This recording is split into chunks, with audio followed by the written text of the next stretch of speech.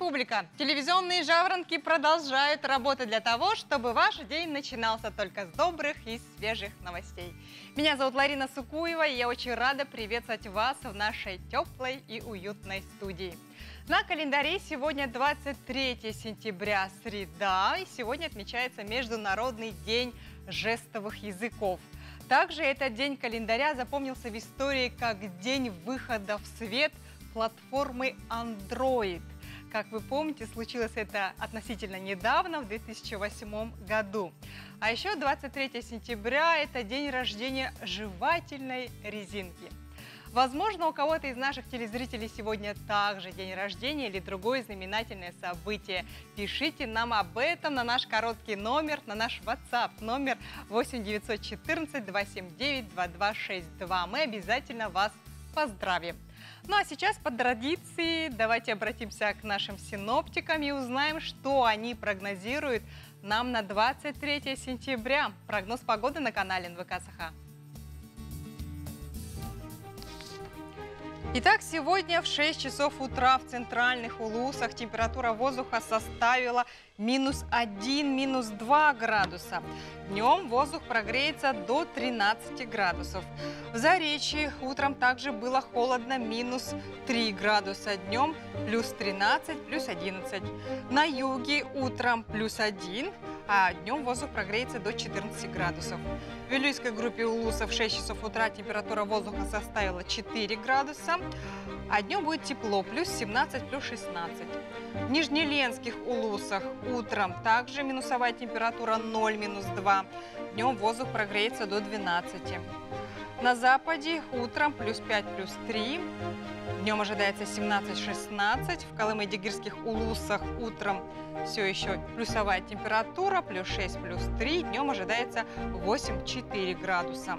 В Вианских Улусах +4 это утренняя температура, а дневная +9, +7. На северо-западе +4, +3 это утренняя температура, а днем воздух прогреется до 13 и 9 градусов. В городе Якутске в 6 часов утра температура воздуха составила 2 градуса со знаком плюс, атмосферное давление 760 миллиметров ртутного столба. Ветер северо-западный 1,4 метра в секунду. Днем ожидается 14-16 градусов тепла. Спешите подключиться к системе лояльности «Свои», чтобы получать кэшбэк до 40 тысяч ежемесячно, оплачивая покупки Алмаз-Эргенбанка в сети партнеров. Более подробную информацию вы найдете на сайте своialbank.ru. А между тем, позавчера Путин наградил Ивана Луцкана орденом за заслуги перед Отечеством второй степени. Указ о награждении государственными наградами Российской Федерации вышел 21 сентября, и среди награжденных главный врач Якутской республиканской офтальмологической больницы и наш коллега Иван Луцкан. Напомним, что летом Луцкан работал во временном стационаре для больных COVID-19 медцентра Якутска, в том числе в так называемой красной зоне. Осенью он стал одним из победителей конкурса «Лидеры России», и 8 сентября на встрече с Владимиром Путиным рассказал ему о своей работе в стационаре, а также о том, как сам переболел коронавирусом. Поздравляем Ивана Петровича с наградой. Из интересного также следует отметить, что в Якутске в одном из кинотеатров появится новая услуга «Массаж» во время просмотра фильма ужасов. При просмотре фильма ужасов на фоне неожиданных появлений героев, громкой музыки и других напряженных моментов вырабатывается адреналин, гормон страха. Профессиональный массаж снимет избыточный стресс.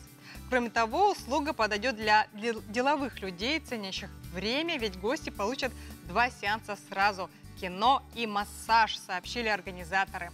Расслабляющий сеанс будет делать профессионал, для которого специально будет отведено место сзади. Дополнительно отмечено, что меры профилактики коронавируса соблюдены. Также массажист никоим образом не будет мешать просмотру киносеанса. Так как подобная услуга в России вводится впервые, ее, конечно же, ее востребованность нужно еще предстоит выяснить. Забавно, следует попробовать новую услугу. И, как известно, iPhone 12 будет представлен в октябре, об этом мы вам уже сообщали. А до этого времени компания прекращает производство 3 моделей. Это iPhone XR, iPhone 11 Pro и 11 Pro Max.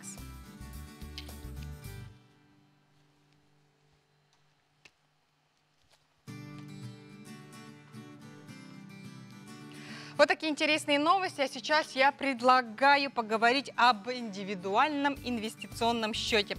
Что это такое и как его открыть? Более подробно об этом нам сегодня расскажет эксперт по финансовой грамотности Торгово-промышленной палаты нашей республики Сергей Сафронов.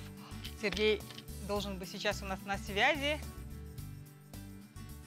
Алло, Сергей? Доброе утро. Доброе утро, Сергей Серафимович. Очень приятно видеть вас в нашей студии. Вас также Скажите, приятно видеть.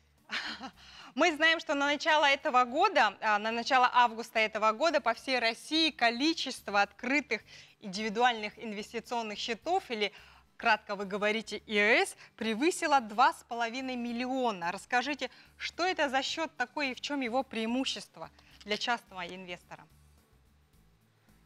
Ну, действительно, этот счет стал очень популярным в последнее время. В Якутии тоже достаточно много открытых счетов, более 200 тысяч. Это, в принципе, стандартный брокерский счет, но имеющий налоговые льготы. То есть с помощью этого счета можно получить 2 вида вычетов. Это вычет на взнос или вычет на доход. То есть есть 2 типа индивидуального инвестиционного счета. Первый тип – это вычет на взнос. Это тогда, когда вы, внеся определенную сумму, можете получить налоговый вычет в размере 13% от внесенной суммы. К примеру, в этом году вы внесете на этот тип счета 100 тысяч рублей. Соответственно, в следующем году вы можете получить 13 тысяч рублей, уплаченного НДФЛ. Таким же образом вы можете получить как при покупке недвижимости, например, при лечении или образовании. То есть схема достаточно простая и позволяет получить гарантированно 13% на внесенную сумму, что при депозитах 3%, может быть максимум 4%, получается очень выгодным. Второй тип – это вычет на доход. Это для тех, у кого нет официального НДФЛ, или для тех, кто хочет, допустим, делать какие-то долгосрочные инвестиции, то есть накапливать значительные суммы на счете. Суть его заключается в том, что весь доход, полученный на этом счете, не будет облагаться НДФЛ. То есть, если на этом счете будет достаточно большая сумма, соответственно, вы можете сэкономить на налоге достаточно много. На первом типе размер возврата ограничен 52 тысячами рублями в год. То есть это получается 13% от 400 тысяч, то есть по первому типу более 400 тысяч рублей не имеет смысла вносить. По второму типу вы можете вносить до 1 рубля в год. Какие есть ограничения, да, как бы не бывает просто так сыра, да, бесплатного. Вообще сама программа, она для того, чтобы стимулировать людей к накоплениям. Соответственно, этот счет должен быть открыт минимум 3 года.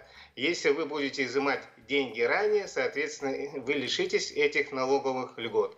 Второе, как я уже сказал, максимальная сумма – это 1 миллион рублей в год. И третье, вы можете иметь только один индивидуальный инвестиционный счет. Сергей Серафимович, скажите, а может ли ИЭС стать альтернативой банковскому депозитам? Есть риски какие-либо при вложении в ИЭС? Да, в качестве альтернативы банковского депозита при вложении через ИИС вы можете использовать наиболее консервативный инструмент. Это облигации федерального займа. То есть, кроме, допустим, вычета по первому варианту, вы, естественно, еще будете получать тот доход, который будет непосредственно от инвестирования этих денежных средств. То есть в случае, если вы покупаете облигации федерального займа, сейчас примерная доходность это где-то около 4-5% годовых. А как и где можно открыть индивидуальный инвестиционный счет? В банке? Где вообще это происходит? И как? И как сложно это Индивидуальный сделать? инвестиционный счет можно открыть в любой организации, имеющей лицензию Банка России на брокерскую деятельность или на доверительное управление. Соответственно, это могут быть крупные банки, даже желательно, наверное, в каких-то вот крупных таких компаниях, как Сбербанк, ВТБ, Открытие Брокер. Вот, то есть, скорее всего, в тех компаниях, которые входят в первую десятку. И далее вы можете инвестировать уже в самый разнообразный набор инструментов. Это могут быть, как я уже сказал, облигации государственные, могут быть облигации, в том числе республиканские. Более рискованные инструменты – это акции, там доходность вам никак не гарантирована. Вы можете инвестировать через московскую биржу, в том числе и в иностранные акции. Кроме этого, существует большое количество различных фондов, через которые вы можете инвестировать в самые широкие рынки. Например, в рынки США, Германии, Китая, России, акции, еврооблигации, золото и другие иные инструменты. И для спекулянтов, соответственно, можно пользоваться производными инструментами, но это требует уже дополнительной, конечно, профессиональной подготовки. А где можно узнать более подробную информацию? Более подробную информацию вы можете узнать вот как раз на сайтах этих компаний, либо вы можете зайти на сайт Московской биржи, либо проконсультироваться у финансовых советников, подойти, к примеру, к нам, получить бесплатную консультацию, потому что в самих крупных банках настолько много клиентов, соответственно, что они не могут уделить достаточное время для того, чтобы подробно рассказать об ИИС. Что ж, огромное спасибо, Сергей Серафимович, за интересную такую познавательную информацию. Я желаю вам удачи и отличного настроения. напоминаю, что у нас на связи только что был эксперт по финансовой грамотности Сергей Сафронов, и мы говорили об индивидуальном инвестиционном счете. А между тем в Якутии у огородников и садоводов работы непочатый край, ведь все растения нужно подготовить к зиме, и особенно малину. В этом убеждена героиня нашего следующего сюжета Маргарита Карпова. А о том, как она это сделает, вы можете посмотреть в нашем следующем сюжете. Сегодня мы будем готовить к зиме малину. Малина – это теплолюбивое растение, и даже если она не вымерзает, страдает ее плодоношение, потому что почки все-таки зимой подсыхают, и из-за этого она и цветет неохотно, и все, ее правильно надо уложить под снег. Для этого вот мы берем кустики у нас молодые, старые мы уже все вырезали, молодые кустики подкорачиваем вот на такую длину, над листочком сантиметра 1,5 обрезаем. Теперь мы ее должны будем загнуть, к земле пригнуть, чтобы ее снегом конкретно всю укрыло. Для этого мы ее берем, подгибаем, очень аккуратно. Главное, это все делается в плюсовую температуру. Если вы запоздали с утра, когда уже морозец пошел, лучше подождать после обеда. Теперь сделали вот тут, обратите внимание, я подставила туда, положила коробки. Положила коробки, потому что когда малину подгибаешь, есть вероятность их и преломить у стержня. Мы ее пригибаем ее и в пучочек складываем. Пучки ее укладываем таким путем и привязываем к самому низкому стеблю, чтобы не поднимались. Подвязываем веревочками. А накрывать мы ее торопиться не будем. Мы ее накрывать начнем, когда земля начнет промерзать, только тогда мы начнем накрывать ее полотнами, полотном прикроем. Иначе она у нас сопреет. Будем ждать, когда земля уже будет где-то проморожена на 3-5 сантиметров. Только тогда можем накрывать. А потом берется вот такое вот полотно. Я сейчас просто показательно закрою, но я его сниму, потому что там она будет париться стоять. И слишком тепло будет, она еще и расти начнет, что нам очень опасно. Ну вот как-то вот так вот. И будем ждать снегопад. Кустик, который всем очень понравился, очень урожайная. Красная смородина сорта Лапландия. Прибоюсь, что она будет подмерзать и охлаждаться будет. В прошлом году я ее не загибала, так зимовала. Вроде ничего, но на всякий случай лучше я ее как бы спакую, и чтобы ее больше снегом укрыло. Пакую я ее таким образом. Беру все ее веточки. У нас тут вот есть опора. Прижимаем ее к опоре и подвязываем. Прямо к опоре ее. Когда снег вот падает, он здесь на ней прямо и ляжет. То, что она вот с листом, это не страшно. Я с первые годы боялась, что она не успела лист сбросить. Я думаю, даже нашу смородину было бы неплохо тоже для лучшего укрывания снегом. Тоже пригибать хорошо. Мы не можем сказать, почему смородина вот наша не укрытая, и вдруг она сильно поражается черной этой мучнистой росой, ржавчиной, листья болеют, она болеет, и много тли на ней бывает, она изнеженная какая-то. Потому что из-за морозов вполне возможно, что она так себя и ведет. Друзья, мы работаем для вас только в прямом эфире. Пожалуйста, не забывайте об этом. И наш WhatsApp номер всегда для вас открыт. 8 914 279 2262. Смело отправляйте на эти цифры свои сообщения. Мы обязательно их прочтем. А я спешу поздравить, пользуясь своим служебным положением, свою племянницу Александрову Иру с днем рождения. Ира, я желаю тебе удачи, здоровья, успехов в работе, любви. Будь счастлива. Ну а между тем, программа «Новый день», программа добрых новостей продолжается. Так, Малая академия наук объявляет о проведении 27-й по счету Международной олимпиады школьников Туймада. Она пройдет с 1 по 5 октября этого года. И более подробно об этом мероприятии сегодня нам расскажет Евгений Шарин, председатель жюри 27-й Международной олимпиады школьников Туймада. Доброе утро, Евгений. Очень рада вас видеть. Доброе утро. Ну, итак, буквально через неделю стартует Международная олимпиада школьников. Скажите, ну вот она международная, да? Какие страны примут участие? Сколько ребят вообще будет? Ну, вообще, на сегодняшний день поступило около 100 заявок. В том числе это наши школьники, города России. Также ежегодно у нас принимали участие и подали заявки Казахстан, Румыния, Болгария, Таджикистан, Иран. Вот. Мы еще ожидаем, что и другие страны подключатся. Надеемся, что будут еще и представители Германии,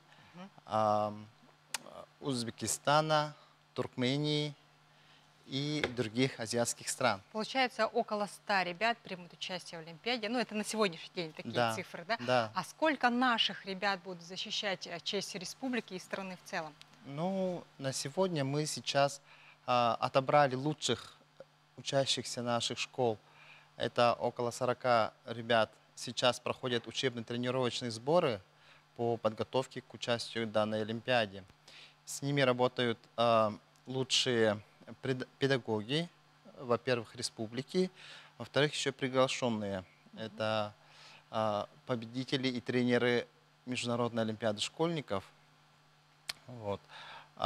Надеемся, что они хорошо пройдут эти сборы, и все-таки большая часть из них примет участие. То есть, получается, не все 40 ребят, да, Да. пойдут в финал, скажем так? Да. То есть это отбор, скажем так, Ну, да?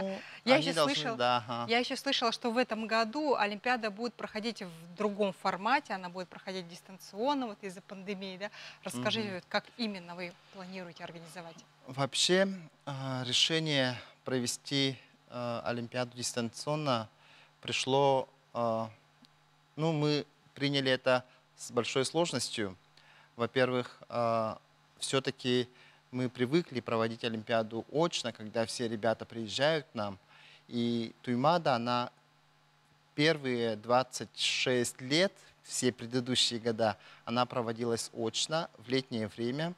И все участники приезжали. И она проводилась по 4 предметам. Это какие предметы? То есть это получается математика, физика, химия и информатика. А в этом году будет? В этом году мы проводим только по математике. Почему вот именно только по одному предмету? Ну, с чем это связано? Это в первую очередь связано с тем, что мы решили провести дистанционно, во-первых, да. Дело в том, что по физике и химии ребята должны были во второй день Олимпиады провести опыты очно. То есть они должны были заданными материалами сделать какие-то исследования. То есть дистанционно это да, сложно? Да, это дистанционно они не смогут.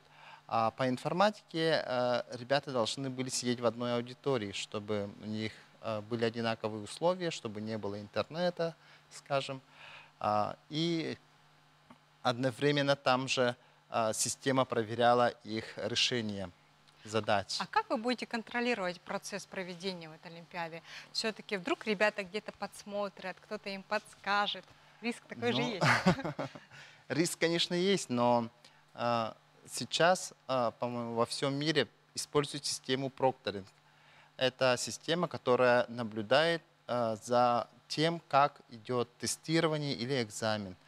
В этом году Северо-Восточный федеральный университет использовал данную систему для того, чтобы набрать студентов. То есть мы свои испытания проводили с использованием этой системы. И это нам очень понравилось. Мы решили, что можно эту систему использовать и для проведения Олимпиады. Поэтому эта система позволяет одновременно записывать то, что открыто на экране у участника Олимпиады. Она через камеру наблюдает и через микрофон записывает весь звук. То есть, получается, вы будете видеть и слышать все, что происходит вот в комнате и что делает ребенок в конкретный момент. Да? Сложно. А задания будут сложными или... Задания, да, они... Над заданиями работает отдельная методическая комиссия, в состав которой входит, председателем является наш уважаемый Сергей Вячеславович Попов, доктор физико-математических наук, профессор нашего университета. Также в состав входят Александр Сергеевич Голованов, которого мы бесконечно уважаем. И это преподаватель из Санкт-Петербурга, который занимается также и составлением задач Международной олимпиады школьников. То есть уровень очень высокий. Я считаю, что вот эти задачи, которые они нам предлагают, они очень интересные, очень увлекательные.